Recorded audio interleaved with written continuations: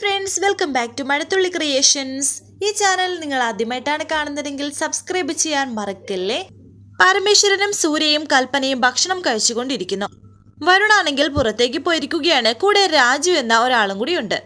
വന്നത്തെ പോലെയല്ല, ഇപ്പോ അവന്റെ മുഖം ഒന്ന് തെളിഞ്ഞിട്ടുണ്ടെന്ന് പരമേശ്വരൻ. ഉണ്ടച്ച, ഇപ്പോ അവൻ കുറച്ച് സന്തോഷത്തിലൊക്കെയാണ് എന്ന് സൂര്യയും പറയുന്നു. അവന്റെ ഇഷ്ടത്തിന് വിട്, നിങ്ങൾ രണ്ടുപേരും കഴിച്ചേ എന്ന് കൽപ്പന പറയുന്നുണ്ട്. ഈ സമയം സൂര്യ അച്ഛനോട് പറയുന്നു, അച്ഛാ, ഇനിയിപ്പോ എനിക്ക് എസ്റ്റേറ്റിലെ കാര്യം വളരെ നന്നായിട്ട് തന്നെ നോക്കാം. ആ ഒരു കോൺഫിഡൻസ് അച്ഛനും വരുണും കൂടി എനിക്ക് തന്നിട്ടുണ്ട്. കൽപ്പന പറയുന്നു, അച്ഛാ, അതുപോലെ അച്ഛനും വരുണും തിരിച്ചു പോയാലും ഞങ്ങൾ ഇവിടെ കുറച്ച് നാളും കൂടി നിന്നോട്ടെ. ഇവിടെ എനിക്ക് അത്രയ്ക്ക് ഇഷ്ടമായതുകൊണ്ടായെന്നും കൽപ്പന പറയുമ്പോൾ ഇത് കേട്ട് അച്ഛൻ പറയുന്നു, സൂര്യയ്ക്ക് അസുഖമായ സമയത്ത് നമ്മൾ പല പ്രാവശ്യം ഇവിടെ വന്നിട്ടുണ്ട്. കൽപ്പന പറയുന്നു, അന്നൊക്കെ അഹങ്കാരം തലയ്ക്ക് പിടിച്ചോണ്ടാണ് ഞാൻ ഇതൊന്നും കണ്ടിട്ടില്ല. മറ്റുള്ളവരുടെ ഈഗോയെ നോക്കി നടക്കായിരുന്നു. പരമേശ്വരൻ പറയുന്നു, ഇപ്പൊ നീ പറഞ്ഞ തിരിച്ചറിവുണ്ടല്ലോ, ഈ ഒരു തിരിച്ചറിവ് ഇതാണ് ജീവിതത്തിൽ വേണ്ടത്. നിങ്ങളിരുന്ന് കഴിക്കുക, ഞാൻ നിർത്തി എന്ന് പറഞ്ഞ് പരമേശ്വരൻ എഴുന്നേൽക്കുന്നു.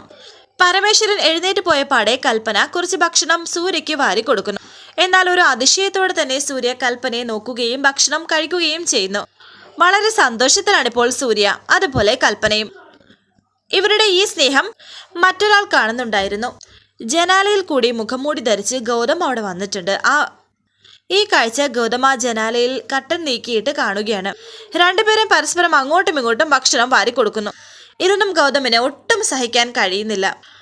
സൂര്യ ഭക്ഷണം വാരി കൊടുക്കുന്നതിനിടയിൽ കൽപ്പന സൂര്യയുടെ കയ്യിൽ കടിക്കുകയും പിന്നെ ഊതി കൊടുക്കുകയും പിന്നെ ഒരു ചുംബനം കൊടുക്കുകയും അങ്ങനെ ഒരുപാട് റൊമാൻസ് ഒക്കെ ആയിട്ട് അവർ അങ്ങനെ അങ്ങ് പോകുന്നുണ്ട്. അതിനിടയിൽ കൽപ്പന ഭക്ഷണം കഴിക്കുമ്പോൾ കുറച്ച് വെള്ളം കുടിക്കുമ്പോൾ അത് മണ്ടയിൽ കയറുകയും പിന്നെ ചുമയ്ക്കുമ്പോൾ സൂര്യ അത് തട്ടിക്കൊടുക്കുകയും ഒക്കെ ചെയ്യുന്നു. അങ്ങനെ അവരിങ്ങനെ സംസാരിച്ചിരിക്കുകയും അതിനിടയ്ക്ക് പ്രണയരംഗങ്ങൾ നടന്നു പോവുകയും ചെയ്യുന്നുണ്ട്. ഇത് കണ്ടിട്ടാണെങ്കിൽ ഗൗതമിന് സഹിക്കാൻ കഴിയുന്നില്ല. സംസാരിച്ചോ, ഇത് നിങ്ങളുടെ അവസാനത്തേതാണ് എന്നൊക്കെ ഗൗതം മനസ്സിൽ വിചാരിക്കുന്നു. ഗൗതം മുഖംമൂടി ധരിച്ചിരിക്കുകയാണ്. തുടർന്ന് പരമേശ്വരനെ കാണിക്കുന്നു. പരമേശ്വരൻ ഉറങ്ങിക്കഴിഞ്ഞു. സൂര്യ വായിച്ചുകൊണ്ടിരിക്കുമ്പോൾ പ്രണയത്തോടെ കൽപ്പന അവിടേക്ക് വന്ന് നിൽക്കുന്നു. സൂര്യ കൽപ്പനയെ കണ്ടപാടെ വായന നിർത്തിയിട്ട് പറയുന്നു, കൊള്ളാം, തൻ്റെ ഈ കളർ സെൻസ് ഒരു രക്ഷയില്ല. താങ്ക്സ്. ഇത്രയും കാലം ഞാൻ ഈ ഡ്രസ്സൊക്കെ ഇടാറുണ്ടായിരുന്നു, അപ്പോഴൊന്നും പറഞ്ഞിട്ടില്ലെന്ന് കൽപ്പന. ഇവിടുത്തെ പ്രകൃതി ഭംഗി കണ്ടില്ലേ എന്ന് അച്ഛൻ ചോദിച്ചപ്പോൾ താൻ പറഞ്ഞ മറുപടി എന്താ? ഈഗോ കാരണം കണ്ടില്ല എന്നല്ലേ? അങ്ങനെ ഈഗോ കാണിക്കുന്ന ഒരാള് എന്ത് നിറട്ടാലും അതിനെപ്പറ്റി ഞാൻ ഒരു അഭിപ്രായം പറയേണ്ട കാര്യം എന്താ? അങ്ങനെ ഞാനും ചിന്തിച്ചു. ഇത് കേട്ട് കൽപ്പന പറയുന്നുണ്ട്, കുറച്ച് ഷാർപ്പാണ് കേട്ടോ. ഒരടി കിട്ടിയാൽ തിരിച്ചു കൊടുക്കണമെന്നെന്തോ ഒരു വാശിയുള്ളത് പോലെ. അങ്ങനെയൊന്നുമില്ലെന്ന് പറഞ്ഞ് സൂര്യ കൽപ്പനയെ പിടിച്ച് തൻ്റെ അരികിലേക്ക് ഇരുത്തുന്നുണ്ട്. പുഞ്ചിരിയുടെ കൽപ്പന സൂര്യയുടെ അരികിലിരുന്നു. വാതിൽ അടച്ചിട്ടില്ലല്ലോ അല്ലേ എന്ന് സൂര്യ ചോദിക്കുമ്പോൾ കൽപ്പന പറയുന്നു, ഇല്ല, ചാരിയാ മതിയെന്ന് അവരാണ് പറഞ്ഞത്. മൃഗങ്ങൾ വലുതും അകത്തേക്ക് കയറുമോ എന്ന് കൽപ്പന ചോദിക്കുമ്പോൾ സൂര്യ പറയുന്നു, കാട്ടുമൃഗങ്ങളൊന്നും ഈ കോമ്പൗണ്ടിലേക്ക് വരത്തില്ല. നമ്മൾ ഉറങ്ങാറാവുമ്പോഴത്തേക്കും അവൻ എന്തായാലും വരും. എന്നാൽ കതക് തുറന്ന് മറ്റൊരാൾ അവിടേക്ക് വരുന്നുണ്ട്. ഗൗതം തന്നെയാണ്. ഗൗതം മുഖംമൂടി ധരിച്ചിട്ടുണ്ട്.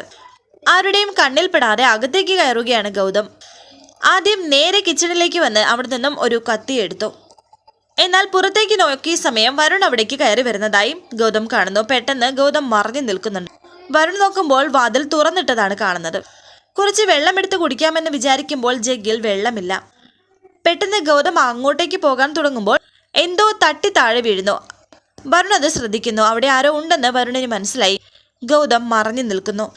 എങ്കിലും വരുൺ കിച്ചണിലേക്ക് വന്നിട്ടുണ്ട്. ഗൗതം കത്തിയെടുത്ത് അങ്ങനെ നിൽക്കുന്നു. എന്തായാലും രണ്ടും കൽപ്പിച്ച് തന്നെയാണ് ഗൗതം. വരുൺ അവിടെ വന്ന് നോക്കുന്നു. ആ താഴെ വീണ ഗ്ലാസ് എടുത്ത് വെക്കുകയും ചെയ്യുന്നുണ്ട്. നേരെ അച്ഛൻ്റെ മുറിയിലേക്ക് പോയി. അച്ഛൻ നല്ല ഉറക്കത്തിലായിരുന്നു. പിന്നീട് ആരുമില്ല എന്ന് മനസ്സിലാക്കിയ ശേഷം വരുൺ വാതിലടച്ച് കുറ്റിയിട്ടു. എന്നിട്ട് വരുൺ തൻ്റെ മുറിയിലേക്ക് പോയി. മുറിയിലേക്ക് ചെന്നിരുന്ന വരുൺ ഫോണിൽ രാധികയുടെ ചിത്രം എടുത്ത് നോക്കുന്നു. വളരെ സന്തോഷത്തോടെ രാധികയുടെ ഫോട്ടോയിലേക്ക് തന്നെ നോക്കിയിരുന്നിട്ട് എന്തൊക്കെയോ സംസാരിക്കുന്നുണ്ട്. അതെ, ഞാൻ അധികം കറങ്ങി നടന്നിട്ടൊന്നും ഇല്ല കേട്ടോ. കൃത്യസമയത്ത് ഞാനിവിടെ എത്തിയിട്ടുണ്ട്. താനൊന്നും പറയില്ലെന്നറിയാം, എന്നാലും എനിക്കൊരു ഉത്തരവാദിത്വം വേണ്ടേ, അതുകൊണ്ടൊക്കെ തന്നെയാ എന്നൊക്കെ വരുൺ രാധികയുടെ ഫോട്ടോയിൽ നോക്കി പറയുന്നുണ്ട്. ഗൗതം പിന്നെ പോയത് സൂര്യയുടെ മുറിയിലേക്ക്. അവിടെയാണെങ്കിൽ സൂര്യയും കൽപ്പനയും വളരെ പ്രണയത്തോടെ അവിടെ ഇങ്ങനെ ബെഡിൽ കിടക്കുകയായിരുന്നു. കാര്യങ്ങളൊക്കെ സംസാരിക്കുകയും ചിരിക്കുകയും കളിക്കുകയും ഒക്കെ ചെയ്യുന്നുണ്ട്. ഒട്ടും ഇഷ്ടപ്പെടാതെയാണ് ഗൗതം ആ കാഴ്ച കാണുന്നത്. സൂര്യയുടെ നെഞ്ചിൽ കൽപ്പന ഇങ്ങനെ കിടക്കുന്ന ആ ഒരു രംഗമാണ് ഇപ്പോൾ ഗൗതം കാണുന്നത്. പകുതി വാതിൽ തുറന്നിട്ടാണ് കാണുന്നത്. സൂര്യ കൽപ്പനയോട് പറയുന്നു, ഞാൻ ചോദിക്കണമെന്ന് കരുതിയതാണ്, ഇതെന്താ വല്ലാത്തൊരു മാറ്റം. ഇപ്പോഴത്തെ കൽപ്പനയുടെ പെരുമാറ്റം കാണുമ്പോൾ നമ്മുടെ കല്യാണം കഴിഞ്ഞിട്ട് ആദ്യത്തെ ഒരു ദിവസങ്ങളില്ലേ അതുപോലെ തോന്നുകയാണ് എനിക്ക്. അതിവിടുത്തെ ആംബിയൻസ് കൊണ്ടാണ് എനിക്ക് വല്ലാണ്ടങ്ങ് ഇഷ്ടമായി. നമ്മുടെ ജീവിതത്തിൽ കുറച്ച് കാര്യങ്ങളൊക്കെ ചിന്തിച്ചിട്ടില്ലേ, എവിടെയെങ്കിലുമൊക്കെ പോകണമെന്ന്, അവിടെ എത്തിയതുപോലെ ഒരു ഫീൽ. സൂര്യ പറയുന്നു, എടോ ഉള്ളിൽ പ്രണയമുണ്ടെങ്കിൽ ഏത് സ്ഥലത്തെയും നമുക്ക് ഇതുപോലെ ആസ്വദിക്കാൻ കഴിയും. ഇപ്പോൾ പ്രണയമുണ്ടല്ലോ എന്ന് കൽപ്പനയും പറയുന്നു. രണ്ടുപേരും കൈ കോർത്ത് പിടിച്ചൊക്കെ ഇരിക്കുന്നുണ്ട്. കത്തി കയ്യിലെടുക്കുകയാണ് ഗൗതം. തുടർന്ന് വീണ്ടും വരുണിനെ കാണിക്കുന്നു. വരുൺ വീണ്ടും ഇങ്ങനെ രാധികയുടെ ചിത്രത്തിൽ നോക്കി സംസാരിക്കുന്നു. ഞാനിങ്ങനെ കറങ്ങി നടക്കുകയാണെന്ന് വിചാരിക്കേണ്ട, കാണാത്ത സ്ഥലങ്ങളൊക്കെ ഞാൻ കണ്ടുവെക്കുകയാണ്.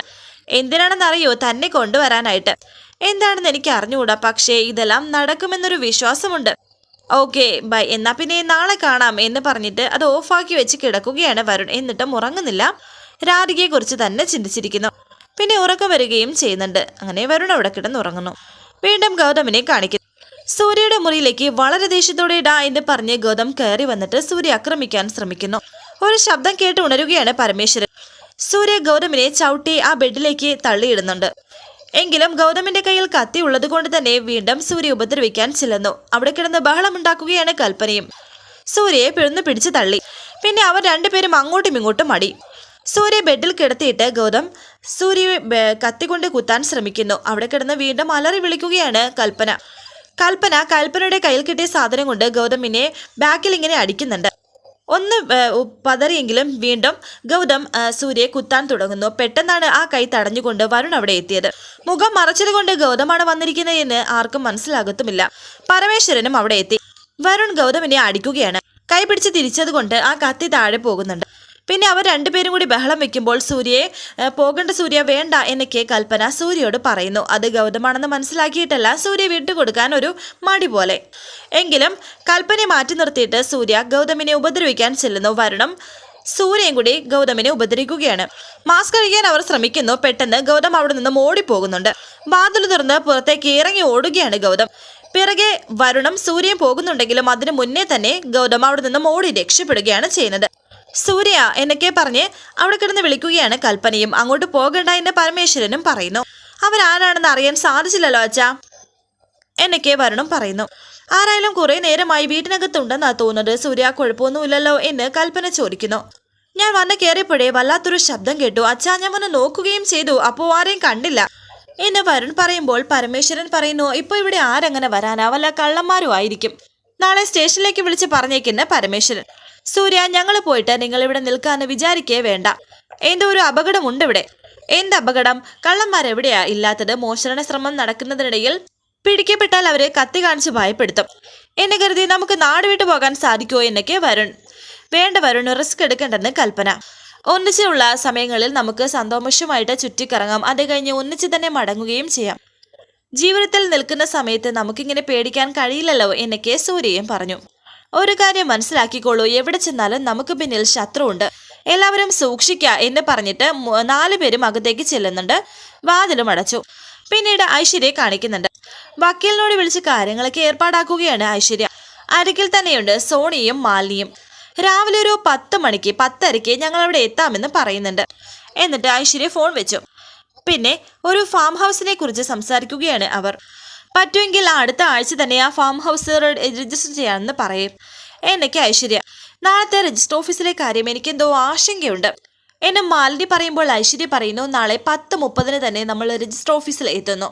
ശ്യാമയുടെയും രാധികയുടെയും പേരിലുള്ള സമ്പത്ത് മുഴുവനും അവൾ നമുക്ക് എഴുതി തരുന്നതിന്റെ പ്രമാണം രജിസ്റ്റർ ഒപ്പിടുന്നു. പിന്നെ എന്താ അതിലൊരു സംശയം? സോണി പറയുന്നു, പ്രമാണം വായിച്ചു നോക്കാനോ മറ്റോ രാധിക ശ്രമിച്ചാലോ? നാളെ രജിസ്റ്റർ ഓഫീസിലേക്ക് കയറുന്നത് മുതൽ അവിടുന്ന് ഇറങ്ങുന്നത് വരെ നമ്മുടെ വക്കീല് തീരുമാനിക്കുന്ന കാര്യങ്ങളാണ് അവിടെ നടക്കുന്നത്. രജിസ്റ്റർ ഓഫീസിലെ ഓരോ ഉദ്യോഗസ്ഥർക്കും എത്ര തുകയാണെന്ന് കൃത്യമായി തീരുമാനിച്ചിട്ടുണ്ട്. രജിസ്ട്രാറുടെ മുന്നിൽ എത്തുമ്പോൾ ഒപ്പിടേണ്ട കോളം അല്ലാതെ മറ്റൊന്നും രാധിക കാണില്ല. സോണി പറയുന്നു, അങ്ങനെയാണെങ്കിൽ കുഴപ്പമില്ല മേഡം, മേഡത്തിന്റെ ഐഡിയാസ് ഒന്നും പാളിപ്പോയിട്ടില്ല, അതുകൊണ്ട് എനിക്ക് വിശ്വാസമുണ്ട്. ഇതുവരെ കളിച്ച കളിയുടെ കലാശക്കൊട്ടാണ് നാളെ രാധികയുടെ ഒരു ഒപ്പ് പതിഞ്ഞു കിട്ടിയാൽ ശ്യാമ വാരി കൂട്ടി വെച്ചിരിക്കുന്ന സകല സമ്പത്തും പിന്നെ എന്റെ പേരിലാണ്. അതോടെ നമ്മൾ ഇവിടുന്ന് നാട് വിടും. പിന്നെ നമ്മൾ പുതുതായി എടുക്കുന്ന ഫാം ഹൗസിൽ കുറച്ചു കാലം, ആഘോഷങ്ങൾക്ക് മാത്രമായി കുറച്ചു കാലം. കേട്ടോ മാലിനി? എപ്പോഴേക്കോ ശ്യാമ എന്നോട് പറഞ്ഞിട്ടുണ്ട്, ഉള്ളതൊക്കെ ഞാൻ നിനക്ക് എഴുതി തരാം, എന്റെ മകളെ കണ്ടുപിടിച്ചു തന്നാൽ മാത്രം മതി എന്ന്. കണ്ടെത്തിയ മകൾക്കാണെങ്കിൽ സ്വത്തിനോട് യാതൊരു തരമ്പുമില്ല.